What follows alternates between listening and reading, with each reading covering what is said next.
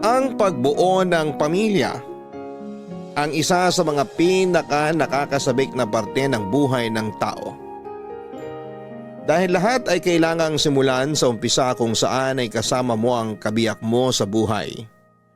Ang sulat na ating babasahin ngayon ay pinadala ng ating kabarangay na si Aika. Isang magalang na manugang at mapagmahal na asawa. Isang babaeng umasa na magsisimula sila ng kanyang asawa kung saan silang dalawa lang ang magkasama.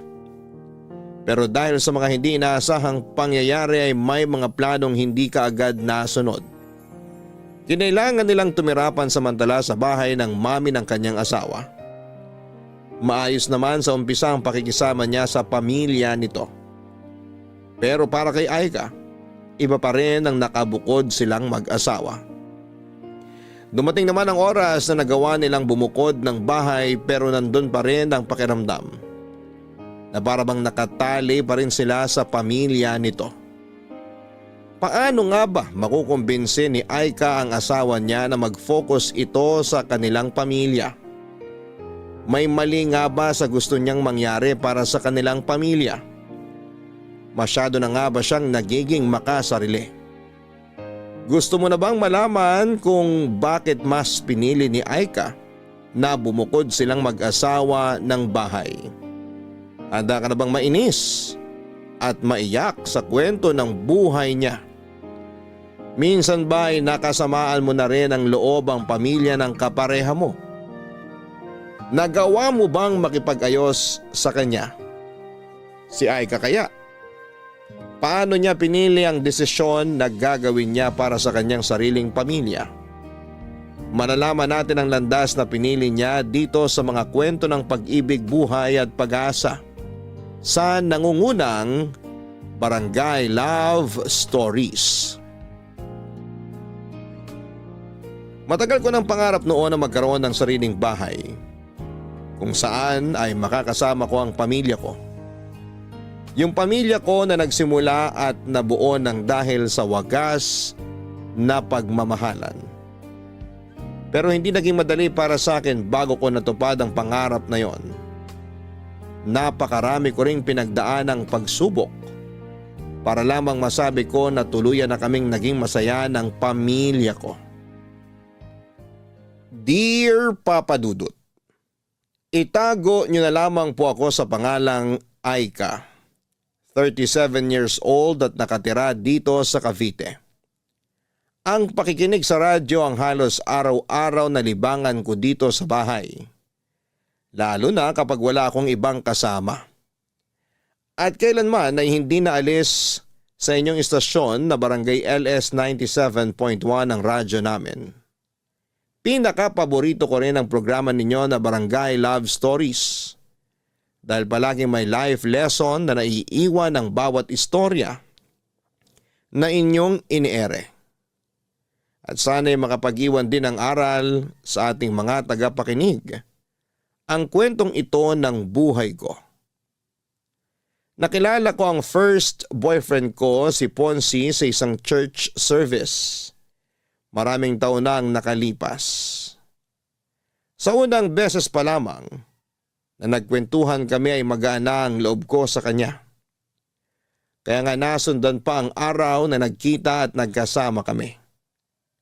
Nauwi yon sa ligawan, nasundan ng ilang taon na relasyon. At nauwi sa planong pagpapakasal, Papa Dudut.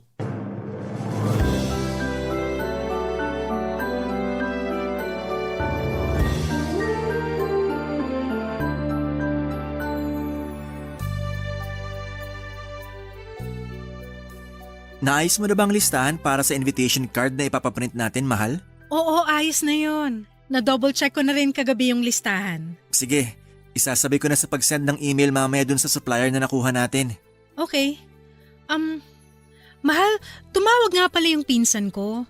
Nagre-request siya na kung pwede raw tayo magdagdag ng vegetable dishes sa menu natin sa reception. Vegetarian kasi siya. Walang problema. May mga seafood din naman akong pinalagay sa menu para sa reception natin. Hindi rin kasi siya kumakain ng seafood. 100% vegetarian kasi siya eh. Ganon ba? May iba kasi akong kilala na vegetarian pero kumakain pa rin ng seafood. Pero ako nang bahala na magpadagdag ng vegetable dishes sa menu natin. Thank you, mahal ko. Wala yon. Iilan lang naman ang bisita sa kasal natin. Kaya gusto ko na ma-enjoy nilang espesyal na araw sa buhay natin. Ay, thank you talaga kasi palagi mong pinagbibigyan ng lahat ng request ko. Nag-give and take lang naman tayo kasi pati ikaw, pinagbibigyan mo rin naman ng mga request ko. Kagaya nung kunin nating ring bearer at flower girl yung dalawang pamangkin ko. Tapos pumayag ka rin na isama natin sa bridesmaids yung dalawang pinsan ko. Kilala ko naman sila, kaya ayos lang din sa akin. Oh, magmerienda muna kayo. Nagluto ako ng ginataang bilo-bilo para sa inyo. Ilalagay ko na tong tray ng pagkain dito sa lamesa at kumuha na lang kayo, ha? Ayan, sakto. Kasi nagugutom na rin ako sa ginagawa naming pag-aayos dito para sa kasal, Mami. Kaya nga naisipan ko na magluto ng paborito mong merienda.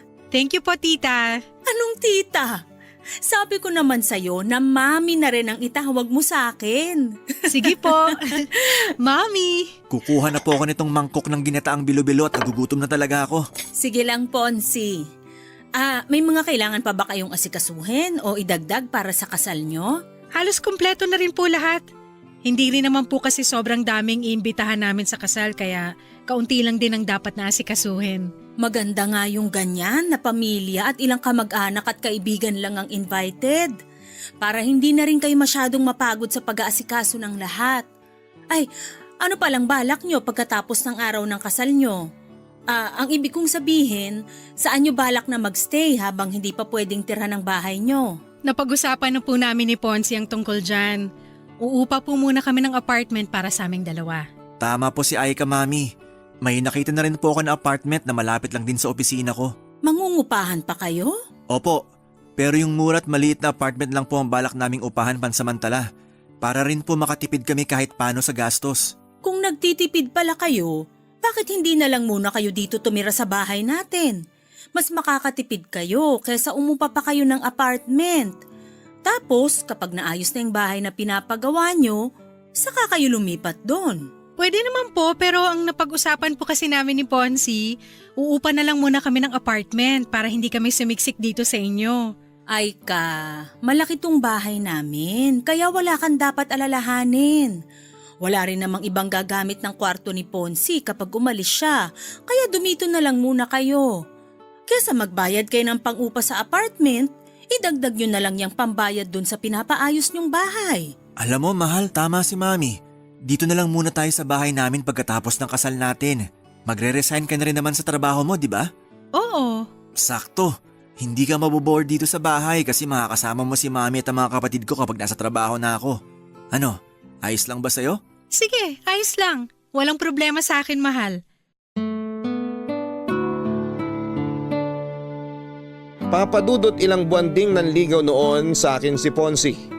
Siya pa nga nagsabi na gusto niyang makilala ang mga magulang ko na noon ay nakatira sa Bulacan. Taga Bulacan kasi talaga ako at sa Cavite lang ako na-assign na magtrabaho. Kaya doon na rin ako halos tumira. Nang dalhin ko siya noon sa Bulacan at pinakilala sa mga magulang ko bilang manliligaw ko, kagad siyang nagustuhan ng mga ito. Natuwa sila kasi pala kwento daw si Ponzi at napaka-komportable nilang kausap ito. Pagkalipas ng isang linggo pagkatapos ko siyang ipakilala sa mga magulang ko ay sinagot ko na rin si Ponzi, Papa Dudut.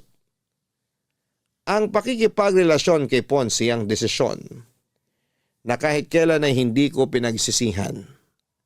Wala kasi siyang ibang pinaramdam sa akin kung hindi puro pagmamahalang. Ang dami niya na ring naging plano noon para sa future namin. Sa first anniversary nga namin, nagulat ako sa naging regalo niya sa akin. Kumuha na pala siya ng bahay na hinuhulugan para sa aming dalawa. Halos maiyak ako noong gabi na yon kasi pakiramdam ko. Parang nananaginip lamang ako. At ilang buwan nang lumipas, nagplano na rin kami na magpakasal. Dahil hindi pa maayos ang bahay namin noon ay tumira muna kami sa bahay ng mami ni Ponzi kasama ang kapatid niya, Papa Dudut.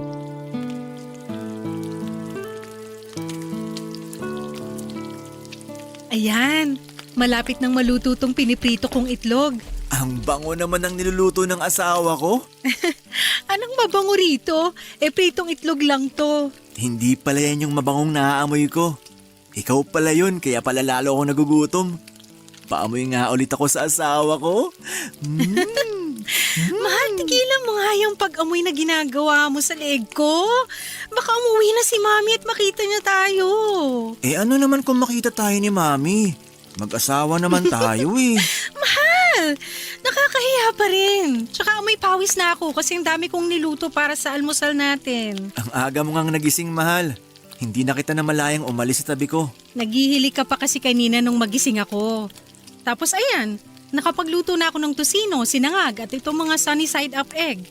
Teka, ilalagay ko lang tong luto ng itlog sa plato. Napakasipag naman talaga ng mahal ko. Pero nahirapan ka bang makatulog dahil sa paghilik ko? Hindi ka naman malakas humilik, mahal. Huwag ka mag-alala. Akala ko napupuyat kita dahil sa lakas ng hilik ko eh. May oras na nagigising ako sa madaling araw pero nakakatulog din naman ako kagad. Kapag gano'n na nagigising ka ng dahil sa hilik ko, tapikin mo lang ako kahit sa braso. Kahit ilang tapik pa hanggang sa maalimpungatan ako tumigil sa paghilik. Basta wag mo lang akong sasampalin ng malakas ha. Grabe ka naman! Hindi ko naman kailangan gawin na sampalin ka pa para lang huminto ka sa paghilik mo. Baka lang kasi naiinis ka kasi nga napuputol yung sarap ng pagtulog mo. Nasanay naman na ako kaya hindi mo kailangan na mag-alala ng ganyan. Masasanay ka talaga kasi araw-araw na tayo magtatabi sa kama. Teka, magbabanyo lang pala muna ako. Sige, patapos naman na ako rito. Ipagtitimpla na rin kita ng kape mo. Okay na siguro tong 5 pritong itlog para sa amin? Ilalagay ko na sa lamesa tong plato ng mga pinrito kong itlog. Ang bilis namang uminit sa labas ngayon, oh. Oh, Aika. Hi, Mami! Saan po kayo galing? Sa Zumba session sa may clubhouse. Kapag ganitong araw ng linggo, maaga talaga akong pumupunta doon para magpapawis. Kaya po pala nung gumising ako kanina, nakita ko po kayong lumabas ng bahay. Oo, maaga rin kasi talaga kaming nag-uumpisa para hindi gaanong abutan ng sikat ng araw. Kung gusto mo, pwede ka ring sumama sa akin doon. Magandang exercise ang Zumba para sa katawan natin. Naku, wala po akong hilig sa mga Zumba o exercise pero sige po. Sasama po ako minsan kapag sinipag ako. Sakto rin po ang uwi niyo kasi katatapos ko lang po magluto ng almusal natin. Naku, hindi pala kita nasabihan tungkol sa almusal ng mga anak ko. Bakit po? May mali po ba sa niluto ko? Ay, yung dalawang nakababatang kapatid kasi ni Ponzi, magkaiba sila ng gustong luto sa itlog. Yung isa, gusto niya na puro egg white lang. Yung bunso ko naman, gusto niya na yung egg yolk lang ang para sa kanya. Kaya kailangan na magkahiwalay ang prito ng egg white sa egg yolk. Since luto na to mga to, hindi po ba pwede na ihiwalay na lang natin yung egg yolk sa egg white? Naku, hindi nila kakainin kapag ganun ang ginawa natin. Pero sige, ako na lang ang magpiprito mamaya ng para sa kanila. Sigurado naman ako na hindi pagising yung mga yon. Kukuha lang ako ng pamalit kong damit para makaligo na rin muna ako.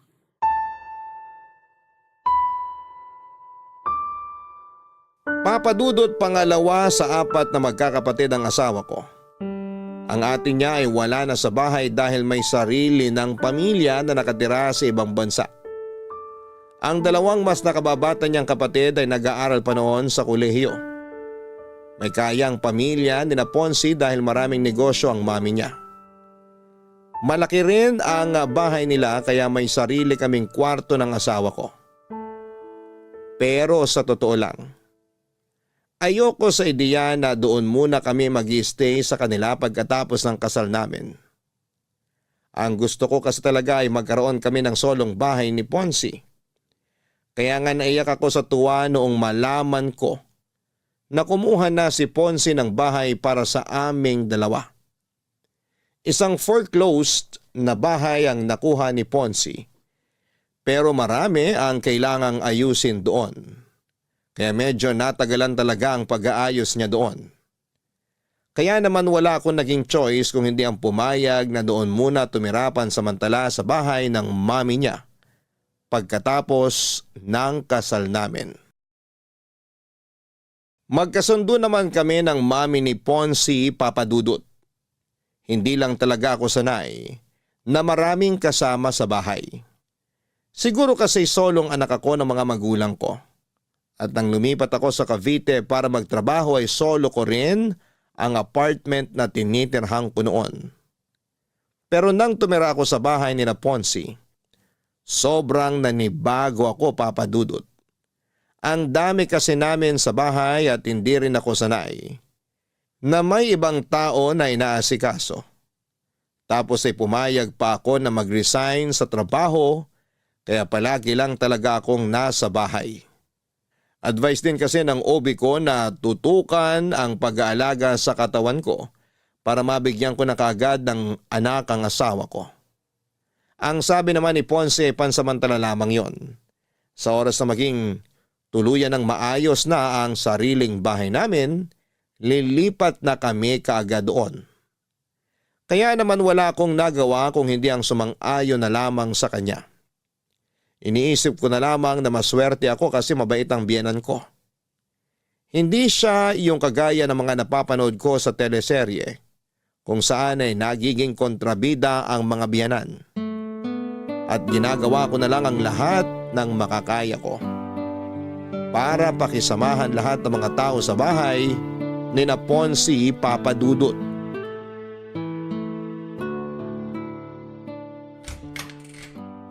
Ay, buti na lang wala masyadong traffic pa uwi.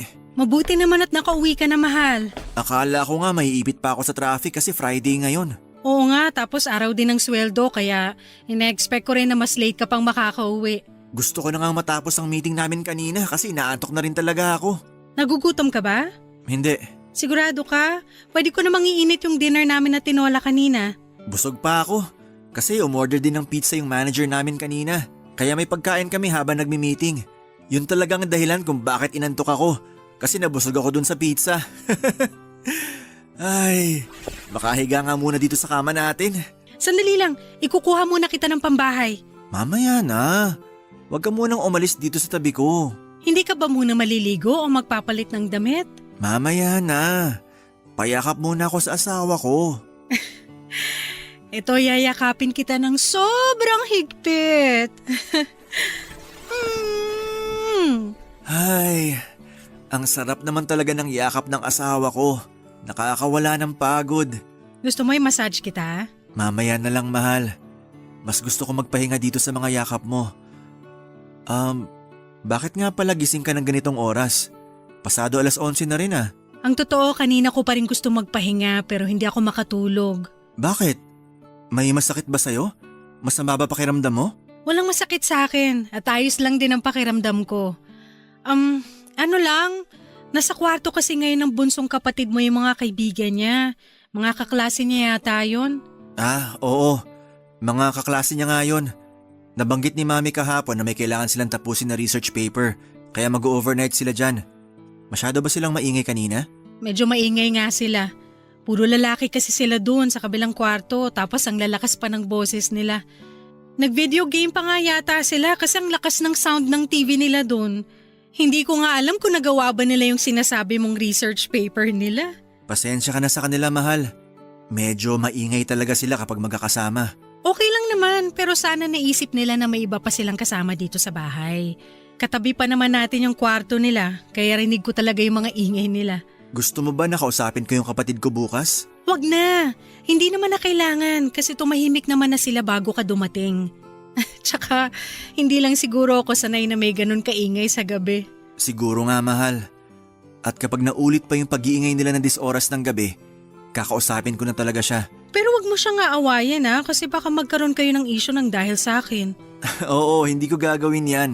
Alam mo naman kung gaano ako kahinahon kapag may gusto akong ayusin na gusot sa ibang tao. Pwede rin naman nasanayin ko na lang muna ang sarili ko sa ingay nila. Minsan lang naman sila pumunta dito sa bahay, 'di ba? Kapag sem break nila, mas madalas sila dito sa bahay, mahal. Ganun ba? Sige, mukhang kailangan ko na rin talagang masanay sa ingay nila. Pasensya na talaga, mahal. Basta kapag naulit pa to, kakausapin ko ng kapatid ko para hindi nila maistorbo ang pagpapahinga mo. Papa Dudut, bukod sa naninibago ako, Dahil may mga ibang kasama kami sa bahay, nahirapan din akong makisama sa mga kapatid niya. Dahil mga estudyante pa sila ng panahon na yon.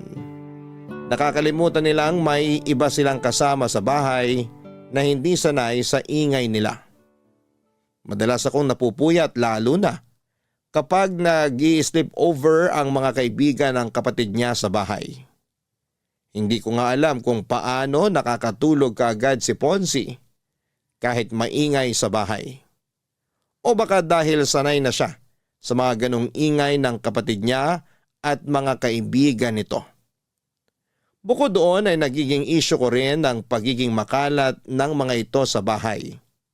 Lalo na kapag wala pang biyanan ko.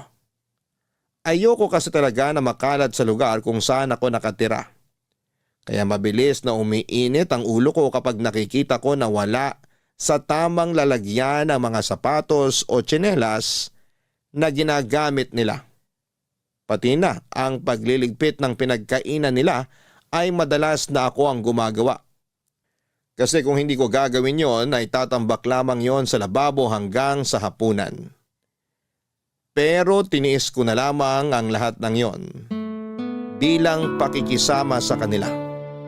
Hanggang sa dumating ang panahon na sa wakas ay nagdalang tao na rin ako, Papa Dudut. Ang sarap talaga nitong ginataang tulingan na luto nyo, Mami. Tama po si Ponzi. Isa po to sa pinakapaborito ko na niluluto nyo. Mabuti pa kayo, gusto nyo yung ginataang tulingan ko. Yung dalawang kapatid kasi ni Ponzi, nag-order pa ng pagkain para doon kainin sa mga kwarto nila. Hindi kasi talaga nila gusto kapag yan ang niluluto ko. Kaya po pala hindi sila sumabay sa atin na maghapunan. Nung nakita nila kaninang naglilinis ako nitong isdang tulingan, sinabi kaagad nila na o-order na lang sila ng pagkain nila. Ang sabi ko nga, ipagpiprito ko na lang sila ng manok pero ayaw din nila. Baka po may iba rin silang trip na kainin sa hapunan, Mami. Mukhang ganun na nga. Nakita ko na burger at fries ang in-order nilang pagkain. Mabubusog po ba sila sa mga in-order nila na pagkain? Ganun talaga ang dalawang yon, mahal. Kapag hindi nila trip ang ulam, matik na burger at fries ang i-order nilang pagkain. Sa kanilang magkakapatid, yung dalawang yun talaga ang pinakapihikan pagdating sa pagkain. Ayaw nila ng may gata o magulay na pagkain. Madalas ang gusto nila mga inihaw o piniritong karne ng manok at baboy. Di ba ganun din si Daddy? Nakwento niyo po dati? Oo, doon talaga sila sa daddy mo nagmana na hindi rin palakain talaga ng gulay. Buti na lang po mahilig sa gulay si Ponzi. Mabuti na lang at sa akin siya nagmana pagdating sa bagay na yon kahit na hindi ko siya kamuka. Ay, kamusta nga pala yung check-up mo kanina? Maayos naman po, Mami. Wala naman po nakitang problema ang ubigay ni ko sa pagbubuntis ko. Mabuti naman. Ilang buwan na nga uli yan? 5 months na po. 5 months pa lang pala yan. Pero parang masyado ka na yatang malaki, Aika. Po? Ano pong ibig niyong sabihin, Mami? Parang ang bilis mong tumaba. Mukha naman pong sakto lang ang laki ng katawan ni Aika, Mami. Normal din naman daw po ang weight niya, sabi ng doktora niya kanina. Nako, minsan hindi yun basta nakikita sa timbang. Magugulat na lang kayo sa next follow-up check-up niya. Kailangan ng bantayan ng mga pagkain ni Aika. Nung magbuntis kasi ako, hindi talaga ako lumobo ng sobra.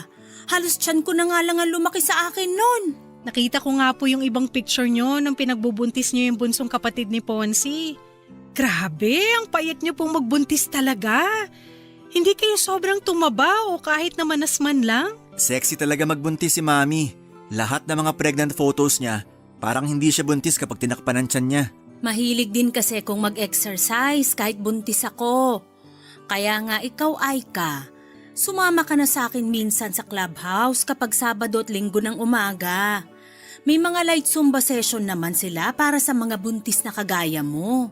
Pwede nga yun, mahal, no? Sabi naman ni doktora kanina, pwede ka ng mga light exercise. Makakatulong din daw yun para hindi ka mahirapang manganak. Ayun naman pala!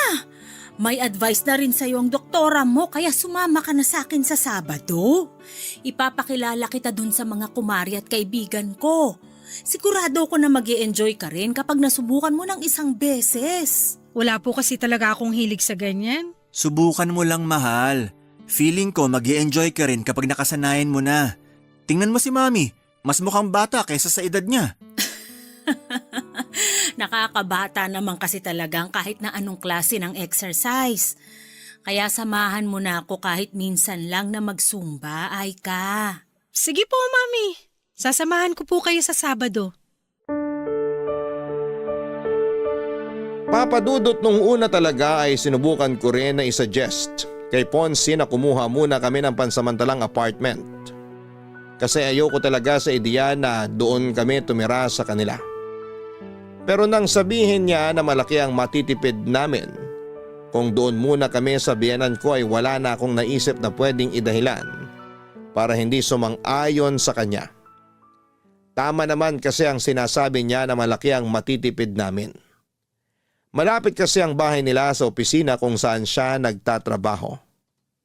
Kaya wala talaga akong choice kung hindi ang pakisamahan ng lahat ng kasama namin sa bahay. Kaya lang, mula nang magbuntis ako ay parang lalong kinailangan kong magdagdag ng mahabang pasensya sa bahay na yon. Naging madalas kasi ang pakikialam ng biyenang ko sa pagbubuntis ko. Pati na ang paglaki ng katawan ko ay pinupuna niya. Kahit pa ilang beses na naming sinabi na normal naman ang timbang ko. Samantalang ang mga magulang ko ay bihirang magbigay ng kahit na anong paalala na alam nilang pwedeng makaapekto sa damdamin ko. Bilang isang buntis, nagiging emosyonal talaga ang isang babae. Mabilis kaming mainis, masaktan o maiyak. Kaya naman ilang beses kong pinigilan na magpakita ng kahit na anong inis sa tuwing kaharap ko ang biyenang ko na may sinasabing hindi masyadong maganda, Papadudot. Papadudot, ang mami halos ni Ponce ang kasama ko sa ilang buwan ng pagbubuntis ko. Malayo kasi ang mga magulang ko kaya minsan lang silang makadalaw sa Cavite. Pero madalas naman silang tumatawag para kumustahin ako. Laking pasasalamat ko na lamang din at nagsilang ako ng napakalusog na baby. Nang makauwi kami sa bahay ni na Ponce, naging masikaso naman kahit papaano sa akin ang mami niya. Ayun nga lang, napipilitan akong sumama kay mami ng ilang beses sa pagsusumba niya sa clubhouse. Kahit na hindi ko to nai-enjoy talaga. Kasama rin namin si baby na noon ay pinapasyal at pinapaarawan naming saglit. Hindi man ako kasing payat ni mami, hindi naman ako sobrang taba pagkatapos kong manganak noon. Pero palagi niyang pinapaalala na kailangan ko pa rin ng mga light exercise. Tapos may mga oras pa na naiistorbo ng ingay ng mga kapatid niya ang pagpapahinga ko dahil sa ingay kasama ng mga kaibigan nito. Mabuti na lang, mas malalim ang tulog ng baby ko kaya hindi ito kaagad nagigising. Ang lahat ng pagod na nararamdaman ko noon, kaagad na nawawala kapag hawak ko na ang baby ko. Totoo pala yung sinasabi nila na ang pagkakaroon ng anak ang isa sa mga pinakamasayang bahagi ng buhay ng isang babae. At ilang buwan pa ang lumipas noon. Sa wakas ay nakalipat na kami ni Ponce sa sarili naming bahay, Papadudot. Sa wakas, naiayos ko na rin tong sofa dito sa sala. Wala na kaming malaking gamit na naiwan sa labas ng bahay. Pwede na akong maupo at makapagpahinga muna dito. Ay, sumakit ang likod ko kakabuhat ng malalaking gamit namin ah. Mahal, ito na ang kape at banana bread. Magmerienda ka muna. Ilalagay ko na sa lamesa tong merienda natin ha, kumuha ka na lang.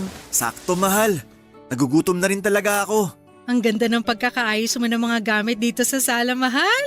Mabuti at nagustuhan mo ang pagkakaayos ko dito. Oo, sakto ang pwesto nitong sofa at yung lamesa dito sa sala. Pati na yung TV stand dyan sa harapan natin. Relaxing ang pwesto ng panonood natin habang nakaupo tayo dito sa sofa.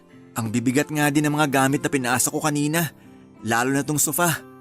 Sabi ko naman sa'yo, huwag muna tayong bumili ng malalaking gamit kanina sa mall. Ayos lang. Kasi importante na malagyan na ng mga gamit ng bagong bahay natin. Kaya pinagsabay-sabay ko nang bilhin kanina itong mga furniture at ibang appliances. Mahal, ang sarap nitong banana bread ah. Saan mo binili to? Diyan lang sa labas. Buti nga may malapit na bakery dito sa bahay natin. Hindi ako mahihirapang bumili ng pang-almusal o merienda natin. Mukhang masarap din yung iba nilang tinda na tinapay dun. Tapos may malapit din na sari-sari store na halos katapat lang ng bakery na nakita ko. Sakto. Hindi mo na kailangan pumunta sa malayo para makabili ng mga pagkain at iba pang kailangan dito sa bahay. Oo, kina mami kasi ang layo ng mga tindahan mula sa bahay nila. Kaya hindi ako masyadong nakakalabas noon. Kaya nga kapag nag-grocery si Mami, maramihang supply na talaga ng pagkain at iba pa niyang kailangan ng binibili niya. Ayaw niya rin kasing lumabas-labas ng bahay kasi malayo talagang tindahan dun sa bahay eh. Sa bagay, nakakatamad talaga na maglakad ng malayo kung toyo o suka lang naman ang bibilhin mo. Mahal. Pasensya na pala kung hindi na ako nakatulong sa pag-aayos dito sa sala. Ang tagal kasi bago nakatulog ni baby sa kwarto.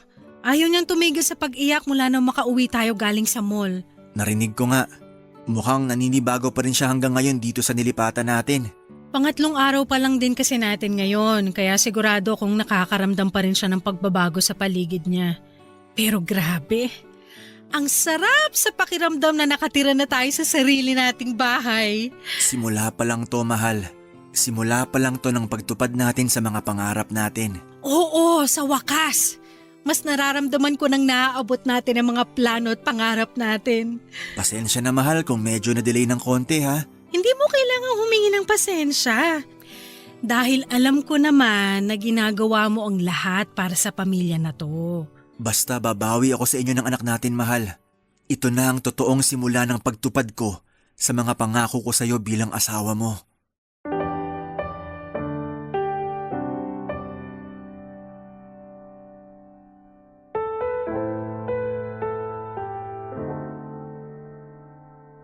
Papadudot, pakiramdam ko noon ay natupad na ang isa sa matagal ko ng pangarap.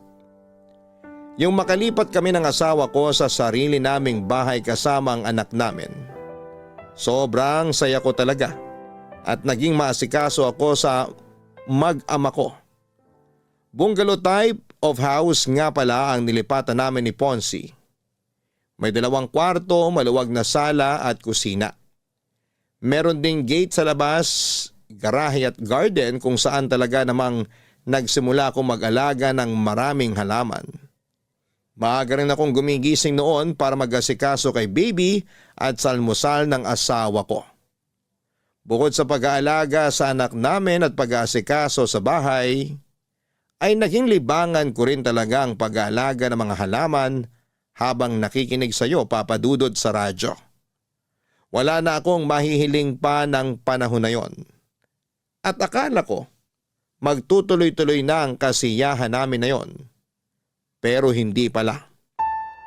Dahil nagsimula ang pagtatalo namin ni Ponzi nang magdesisyon siyang ganapin ang first birthday ng baby namin sa bahay ng mami niya, Papa Dudut.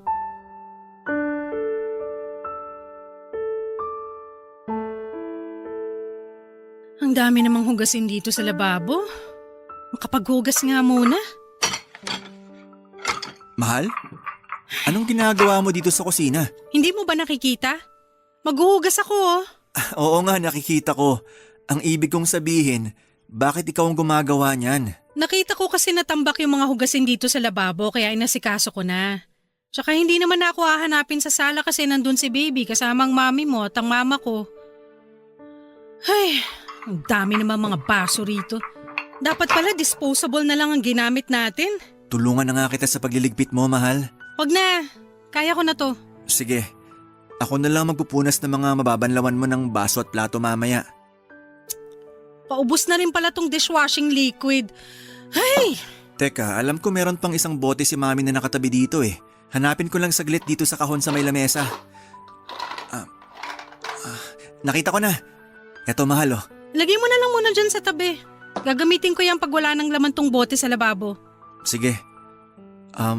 Mahal? Galit ka ba? May dahilan ba para magalit ako? Hindi ko alam. Parang wala naman. Wala naman pala. So bakit mo natanong kung galit ako? Mahal, ano ba talagang problema? Sabihin mo na sa akin. Wala akong problema. Ano ang kinakagalit mo? Okay, sige. Hindi ako galit, mahal. Medyo naiinis lang ako. Naiinis ka saan? Hindi mo ba talaga alam kung saan ako naiinis? Dahil ba to sa birthday party ni baby na dito natin ginawa sa bahay ni Mami? Hindi na ako magsisinungaling. Oo ang sagot ko sa tanong mo na yan. Akala ko ba okay lang sa'yo? Paanong hindi magiging okay sa akin? Nakapagdesisyon ka na. Pasensya na, mahal. Akala ko kasi ayos lang talaga sa'yo. Mahal, alam mo kung gaano ako ka-excited nang makalipat na tayo sa wakas sa sarili nating bahay. At akala ko ganun ka rin, na masaya ka rin kasi may sarili na tayong bahay. Masaya naman ako. Sino bang may sabing hindi? Kung talagang masaya ka, bakit kailangan mo pang pumayag na dito mag-celebrate ng first birthday si baby? Mahal, first birthday to ng anak natin. Alam mo ba kung gaano kahalaga yun? Sina mama at papa nga kanina pa nagtatanong kung bakit hindi raw tayo nag-celebrate sa bahay natin.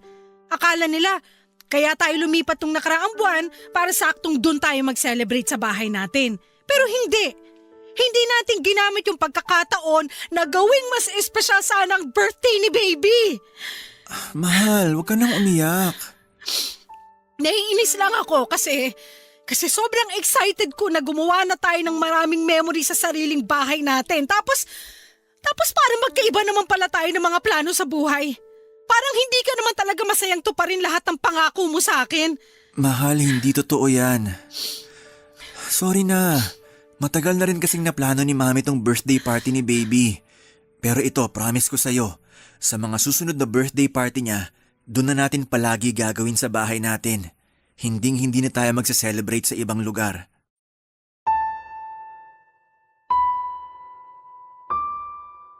Papadudot, bago pa man sumapit ang first birthday ng baby namin ni Ponce ay marami na kagad akong naisip na plano noon. Gusto ko na gawing espesyal ang first birthday party ng baby namin. At syempre gusto ko na gawin yon sa bahay namin. Pero 2 linggo bago ang araw na yon, nag-dinner kami sa bahay ng biyenan ko. Nagulat ako nang alokin ni Mami si Ponce na doon sa bahay niya ganapin ang first birthday party ni baby. Pero mas nagulat ako nang pumayag kaagad si Ponce sa sinabing yon ng mami niya. Dahil ayoko na magkaroon kami ng isyo ng biyenan ko, sumang-ayon na lang din ako sa sinabi niya kahit sobrang labag sa loob ko. First birthday kasi yon ng baby namin. At naniniwala ako na dapat doon yon ganapin sa sariling bahay namin. Nang dumating nga noon ang mga magulang ko sa first birthday party ni baby, pasimple silang nagtanong kung bakit hindi sa bahay namin ginanap ang party na yon. Sinabi ko na lang na matagal nang napagkasunduan ni na Ponce at ng biyanan ko na ganapin yon sa bahay nila, Papa Dudut. Papa Dudut, nagkaayos din naman kaagad kami ni Ponce noon. Nangako kasi siya na sa mga susunod na birthday celebration ni baby ay doon na yon gaganapin sa bahay namin. Naintindihan niya naman daw ang point ko na gusto kong mas maramdaman ang pagsisimula namin bilang isang pamilya. At hindi namin magagawa yon kung halos araw-araw kong dumalaw sina Mami sa bahay namin. Mabuti na lamang at nabawasan na ang oras ng pagbisita niya nang minsang magkasakit ang bunsong kapatid ni Ponce na kinailangan itong asikasuhin. Napapansin ko na rin noon na may mali sa asawa ko. Siguro maliit na issue lamang yon pero napapadalas na ang pagtatalo naming dalawa. Ayoko pang aminin noon pero napapansin ko nang may pagkamamas boy si Ponce. Hirap na hirap siyang tanggihan ang mga request ng mami niya. Hindi naman sa nilalayo ko siya sa pamilya niya. Pero meron na kasi kaming sariling pamilya. Pamilya na dapat ay mas tutukan niya, Papa Dudut. Mukhang mas okay na tong pagkakaayos ko sa Christmas tree namin. Mas naging makulay na siya dahil sa mga dinagdag ko na decoration. Sa wakas natapos din ako maglinis ng kotse sa garahe. Mahal, tignan mo tong Christmas tree natin. May napansin ka ba? Parang naging mas makulay siya. Dinagdagan ko kasi yun ng mga decoration. Naglagay ako ng gold ribbon dito sa may bandang ibaba, silver snowflakes dito sa gitna, at mga red flashball dito sa bandang itaas. Yung unang pagkakaayos ko nito, puro flashball at maliliit na bell lang ang nakasabit eh. Kaya namili ako ng mga pandagdag na decoration. Kaya pala mas naging buhay ang dating nitong Christmas tree natin. Talaga? Mas gusto mo ba to kaysa sa unang pagkakaayos ko nito ng isang linggo? Oo, mahal. Mas gusto kong pagkakaayos mo ngayon dyan sa Christmas tree. Ay, mabuti naman. Parang pang-apat na beses ko na yatang inaayos ang mga decoration nito. Napansin ko nga yan. Na palagi kang may napapansin sa mga decoration na nakasabit dyan. Gusto ko kasi na sobrang ganda nito lalo na sa Pasko. Yun din naman ang gusto ko, mahal. Kaya nga sobrang thank you sa effort na ginagawa mo para mas mapaganda pa ang Christmas tree natin. Wala yun. Siyempre excited lang talaga ako na mag-celebrate ng first Christmas kasama si baby. Nabalot ko na nga rin pala yung mga regalo natin para sa ibang inaanak natin. Nandyan na rin sa ilalim ng Christmas tree. Parang ang daming regalo nito ah. Hindi pa nga kumpleto yan eh kasi may mga regalo pa ako na hindi napabalot. Yung mga regalo natin sa mga pamangkin natin at mga kapatid mo. Mabuti na lang talaga at maaga tayong nakapamili. Ayoko rin kasi talaga nang nakikipagsiksikan sa mga tao sa mall. Kahit alam ko na mas malaki ang discount kapag malapit ng Pasko, hindi pa rin tayo pupunta doon.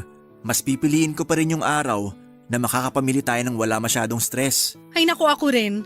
Ayoko na masyadong stress kapag namimili tayo lalo na't kasama natin si baby. Naalala ko tuloy nung tuwang-tuwa siya habang nasa mall tayo. Ang dami niya kasing nakikita na bago sa paningin niya. Kaya dalasan natin ng pamamasyal para hindi siya manibago sa tuwing lalabas tayo. Mabuti naman at naisip mo yan. Dahil plano ko na ring sabihin sa'yo yan.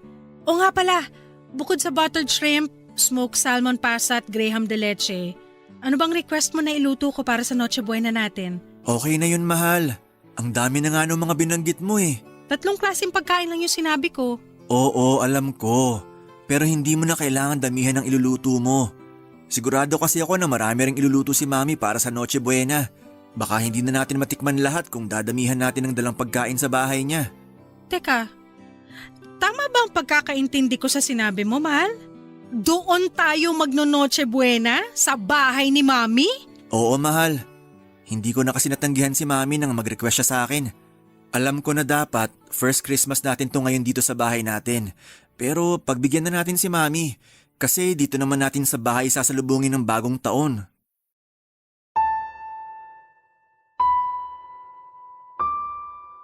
Papadudot na gulat ako nang sabihin ni Ponce na doon kami magpasko sa bahay ng mami niya. First Christmas celebration dapat namin yon sa sarili naming bahay. Pero mas pinili niya na gawin yon sa bahay ulit ng mami niya. Ang nakakainis pa doon, yung paggawa niya ng desisyon na hindi man lang tinatanong kung ayos lang ba sa akin. O siguro'y alam niya rin na hindi ako tatanggi pa. Kaya hindi niya na ako tinatanong pa. Sobrang nahirapan talaga akong itago ang inis na nararamdaman ko noon. Gustong gusto kong awayin ang asawa ko. Pero dahil ayoko na dumating ang araw ng Pasko na hindi kami magkasundo ay pinakalma ko na lamang ang sarili ko. Kahit paano ay kumalma naman ako nang mangako siya sa akin na dito kami sa sarili naming bahay magse-celebrate ng bagong taon. Tinupad naman ni Ponce ang pangako niya na yon sa akin pero ang hindi ko inaasahan noon. Kasama naming sasalubungin ng bagong taon ang mami at mga kapatid niya sa bahay namin, papadudot. Salamat sa pag-aasikaso niyo sa amin ng mga kapatid ni Ponce, Aika. Walang anuman po, Mami. Sana po nag-enjoy kayo sa pagse-celebrate natin ng bagong taon dito sa bahay namin. Siyempre naman, ang sasarap ng mga hinanda mong pagkain. Sabi ko naman po sa inyo, mas masarap na magluto ngayon ng asawa ko eh. Napansin ko rin yan sa dami ng mga nakain ko kagabi. Masarap din po yung mga dala niyong pagkain. Ang dami pa nga pong natira dito sa amin. Ayaw niyo po ba talagang dagdagan yung pagkain na iuuwi niyo sa bahay niyo? Oo nga po, Mami. Ang dami pa pong pagkain na natira dito sa amin. Ayos na yung mga binalot ko kanina at nilagay sa kotse. Alam nyo namang napakaselan ng dalawang kapatid mo. Kapag alam nilang nakailang init na yung pagkain, nawawala na sila ng gana. Grabe, ang seselan nga po talaga ng mga yan sa pagkain. Kaya nga hindi rin talaga masyadong madami ang niluluto ko para hindi masira at masayang sa bahay namin. Aika, sigurado ka ba na ikaw nang bahala sa lahat ng kalat at ligpitin na naiwan namin sa bahay nyo? Opo, Mami. Kayang-kaya na po namin ni Ponsi yun. Pasensya na at medyo naging makalat yung dalawang anak ko ha. Ayos lang po. Tuwang-tuwa naman si Baby sa kanilang dalawa kagabi. Oo nga po, hanggang ngayon ang himbing ng tulog ni baby sa kwarto namin. Namiss lang din ng mga kapatid mo yung anak mo. Kaya dalas-dalasan nyo sana ni Aika ang pagdalaw sa bahay. Sige po, Mami. Basta maluwag ang schedule ko, dadalaw po kami sa inyo. Mabuti naman kung ganon. O sige, pupunta na ako sa sasakyan namin at baka naiinip ng mga kapatid mo doon. Salamat uli Aika ha. Happy New Year sa inyo. Happy New Year din po, Mami. Mag-iingat po kayo. Bye-bye. Ako na magsasara nitong gate. Sige, mauna na akong pumasok sa loob ng bahay. Unahin ko munang linisin itong mga nagkalat na unan at kumot dito sa sala. Mahal, ako na lang magliligpit ng mga pinagkainan natin sa lababo. Ikaw ang bahala. O gusto mo, unahin ko munang ayusin ang mga kalat sa garden. Ang sabi ko, ikaw na nga ang bahala, di ba? Hindi mo naman kailangan magtaas ng boses, mahal. Tanong ka pa kasi ng tanong. Pwede naman gawin na lang kung anong gusto mong unahin. Kasi yun naman laging ginagawa mo, di ba? Wala ka naman talagang pakialam sa opinion ko o kahit ano pang sabihin ko. Mahal, alam mong hindi totoo yan. Mag-asawa tayo, kaya... Kaya bigla ka na lang gumagawa ng desisyon. At hindi mo man lang tinatanong kung okay lang ba talaga sa akin. Tungkol ba to sa pagsa-celebrate natin ng bagong taon kasama sina Mami? Oo! Ay ka, tinanong naman kita tungkol doon at ang sabi mo, ayos lang nakasama natin sila na salubungin ng bagong taon. Ponsi, tinanong mo yan sa akin nung nandyan na sa labas sina Mami. Alam nga namang humindi ako at palisin ko sila, di ba? Alam mo, akala ko talaga naiintindihan mo na ako pero hindi pala! Sorry, akala ko talaga walang issue sa'yo na kasama natin ang pamilya ko. Wala naman talagang issue sa akin na makasama natin sila.